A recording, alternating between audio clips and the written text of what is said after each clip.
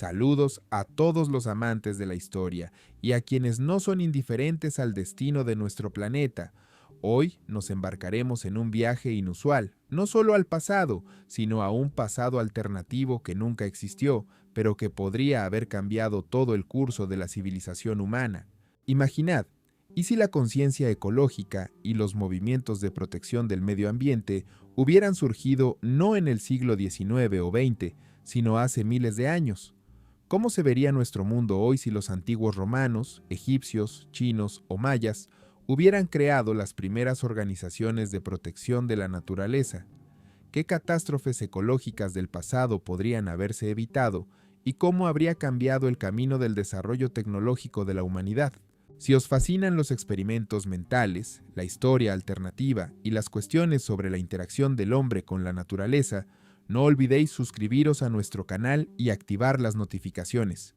Regularmente exploramos giros inesperados de la historia, conexiones ocultas entre eventos del pasado y creamos fascinantes escenarios de desarrollo alternativo de la civilización. Y hoy nos sumergiremos en un mundo asombroso que podría haber existido si nuestros antepasados hubieran reconocido el valor de los recursos naturales y la biodiversidad mucho antes de la revolución industrial. Para empezar, definamos qué entendemos por movimiento ecológico. En el sentido moderno, son esfuerzos organizados para proteger el medio ambiente, conservar la biodiversidad, combatir la contaminación y utilizar racionalmente los recursos naturales. Pero, ¿existió algo similar en el mundo antiguo? ¿Había rudimentos de pensamiento ecológico en nuestros antepasados?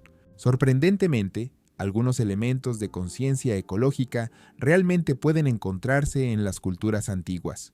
Muchas sociedades tradicionales tenían tabúes y restricciones que, en esencia, servían al propósito de conservar los recursos naturales. Por ejemplo, algunos pueblos polinesios tenían prohibiciones estacionales de pesca en ciertas lagunas, lo que permitía que las reservas de peces se recuperaran. Los nativos americanos a menudo practicaban incendios forestales controlados que impedían la acumulación de sotobosque y reducían el riesgo de incendios catastróficos.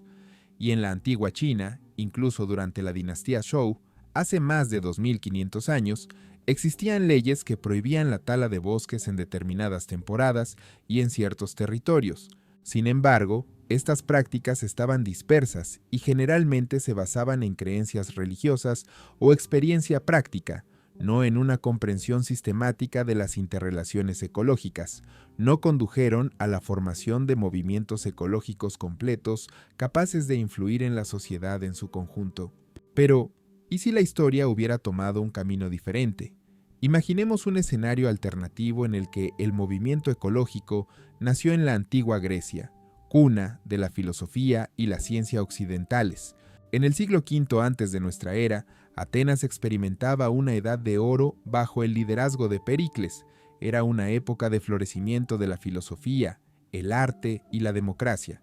Imaginad que entre las muchas escuelas filosóficas de aquel tiempo surgió una corriente que podríamos llamar naturfilosofía o ecosofía. Su fundador podría haber sido, por ejemplo, el filósofo poco conocido hoy Anaxágoras, quien ya entonces se interesaba por las ciencias naturales y fue mentor de Pericles.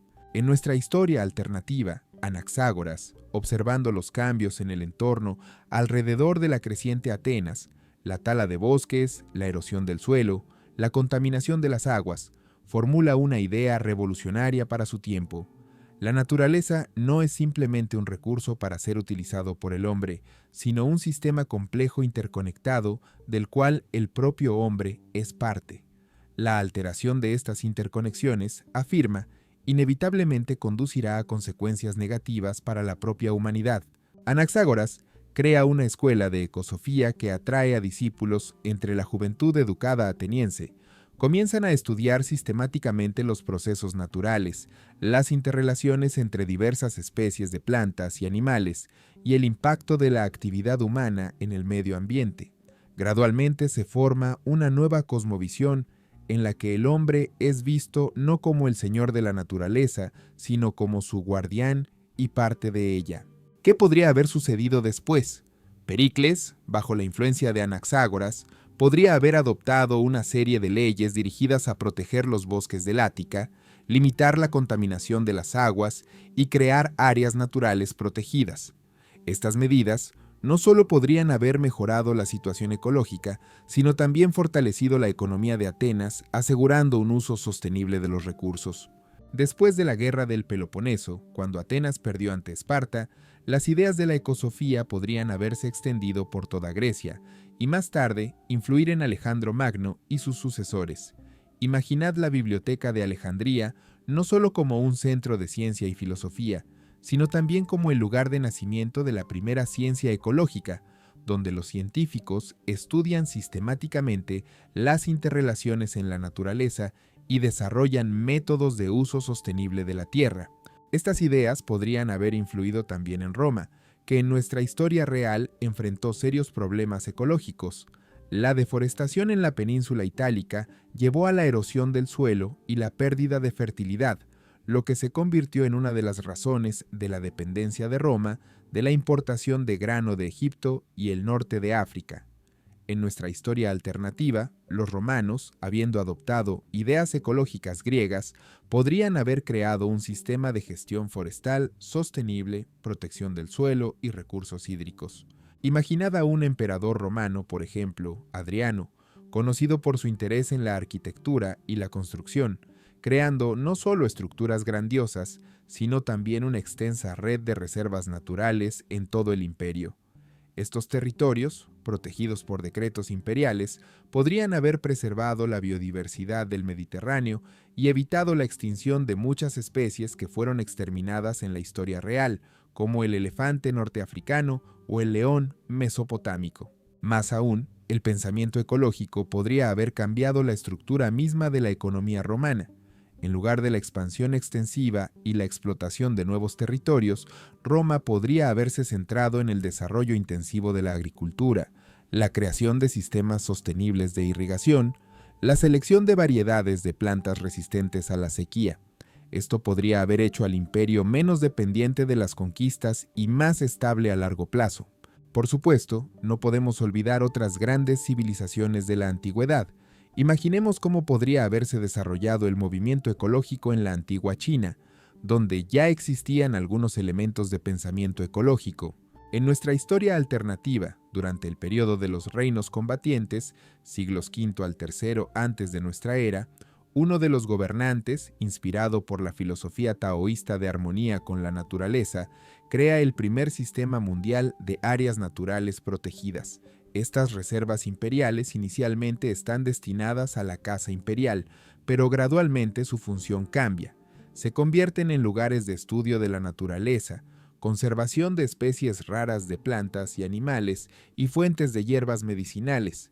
Cuando Qin Shi Huang unifica China en el año 221 antes de nuestra era, no solo construye la Gran Muralla y crea una burocracia centralizada, sino que también establece la Agencia Imperial para la Protección de la Naturaleza. Esta organización es responsable de controlar la tala de bosques, proteger los sistemas fluviales y prevenir la erosión del suelo. Gracias a sus actividades, la civilización china evita muchos problemas ecológicos que en la historia real condujeron a inundaciones, sequías y hambrunas. Durante la dinastía Han, 206 antes de nuestra era hasta 220 de nuestra era, el conocimiento ecológico se sistematiza. Se crean mapas detallados de recursos naturales, se desarrollan métodos de agricultura sostenible, silvicultura y pesca.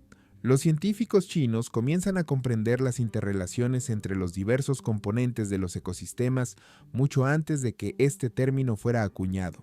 Esto podría haber llevado al desarrollo tecnológico en una dirección completamente diferente. En lugar de maximizar la productividad a corto plazo, los ingenieros y agrónomos chinos podrían haberse centrado en crear sistemas sostenibles que pudieran funcionar durante siglos sin agotar los recursos.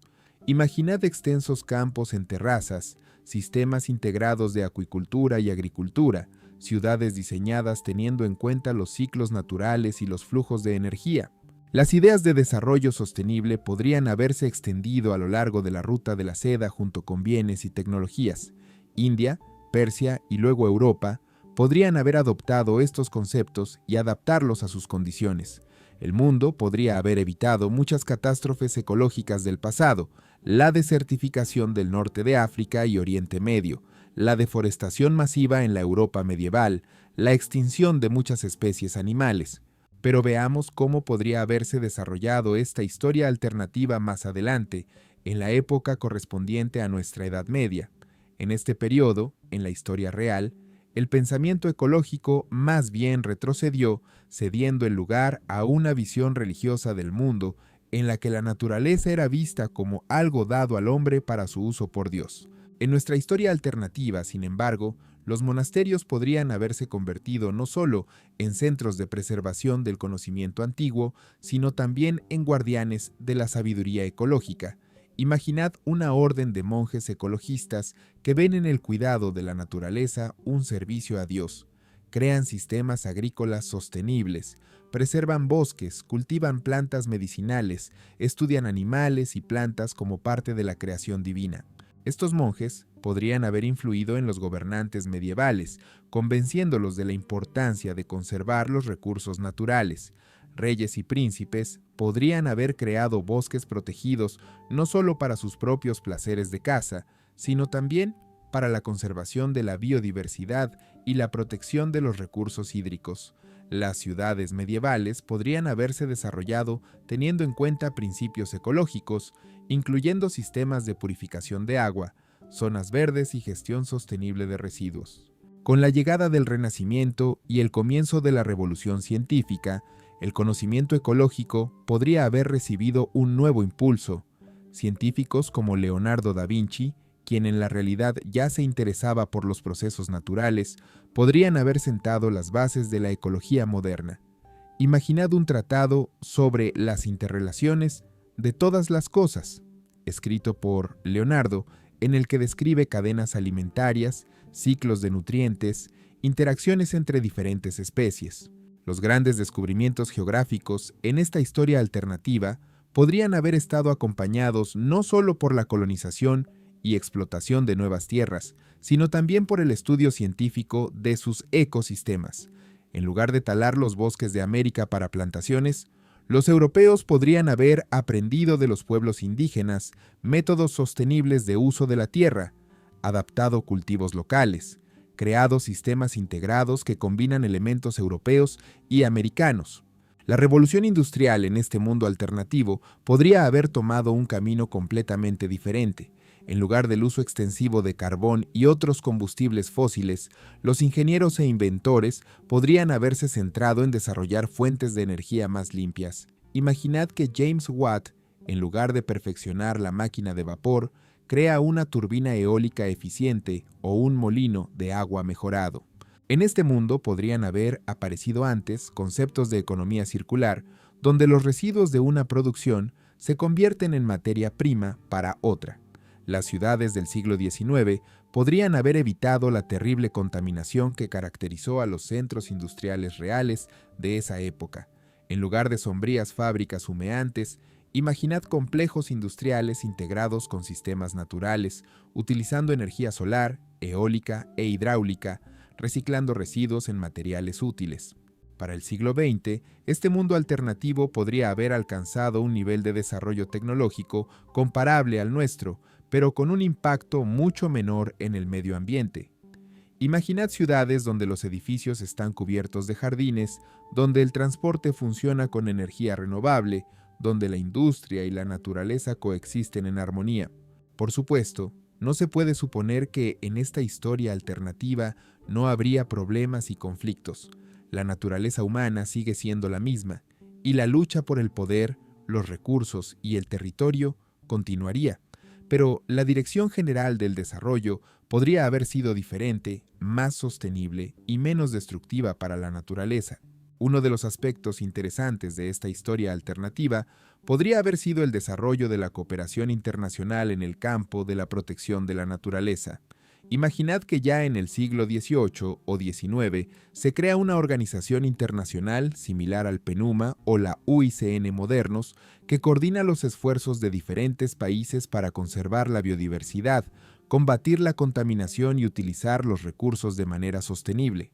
Tal organización podría haber facilitado la difusión de conocimientos y tecnologías entre diferentes regiones del mundo, ayudado en la creación de áreas protegidas transfronterizas, desarrollado estándares internacionales en el campo de la protección ambiental. Esto podría haber llevado a una distribución más uniforme y justa de los beneficios y riesgos ambientales entre diferentes países y pueblos. Sin embargo, incluso en nuestra historia alternativa, sería ingenuo suponer la ausencia total de problemas ecológicos. La humanidad seguiría enfrentándose a desafíos relacionados con el crecimiento de la población, el desarrollo tecnológico, el cambio climático, pero teniendo una tradición secular de pensamiento ecológico y prácticas sostenibles, podría estar mejor preparada para resolver estos problemas. Por ejemplo, en lugar de negar el cambio climático antropogénico o reaccionar demasiado tarde, los países de este mundo alternativo podrían haber comenzado a reducir las emisiones de gases de efecto invernadero ya a finales del siglo XIX, tan pronto como los científicos notaran los primeros signos de calentamiento global. Para el siglo XXI, el problema podría haber sido ya resuelto en gran medida. Es interesante pensar también en cómo podrían verse la cultura y el arte en este mundo orientado ecológicamente. Quizás, el valor estético principal no sería la grandiosidad y la conquista de la naturaleza, sino la armonía con ella. La arquitectura podría haberse desarrollado en la dirección de integrar edificios con el entorno. La literatura y la pintura podrían haberse dirigido más a menudo a temas de interrelación entre el hombre y la naturaleza. La música podría haberse inspirado en sonidos y ritmos naturales. La sociedad en general podría haber sido más descentralizada, con comunidades más pequeñas, pero más autosuficientes, conectadas en red para intercambiar conocimientos, recursos y valores culturales. La economía podría haberse orientado no tanto hacia el crecimiento del PIB, sino hacia la mejora de la calidad de vida con un impacto mínimo en el medio ambiente. Por supuesto, todo esto es solo un experimento mental, una historia alternativa que nunca existió, pero nos permite reflexionar sobre varias cosas importantes. En primer lugar, sobre cuán estrechamente están relacionadas nuestras tecnologías, estructuras sociales y valores culturales con cómo percibimos la naturaleza e interactuamos con ella. Cambiar esta relación básica podría haber llevado a un camino completamente diferente de desarrollo de la civilización. En segundo lugar, sobre que muchos problemas ecológicos que enfrentamos hoy no eran inevitables, son el resultado de decisiones históricas concretas, elecciones tecnológicas, sistemas económicos y políticos. Otro camino era posible y sigue siendo posible ahora. En tercer lugar, sobre que aunque no podemos cambiar el pasado, podemos aprender de él. Estudiando tanto las catástrofes ecológicas del pasado como ejemplos de prácticas sostenibles de sociedades tradicionales, podemos encontrar inspiración e ideas para resolver problemas modernos. Y finalmente, sobre que el futuro aún no está determinado.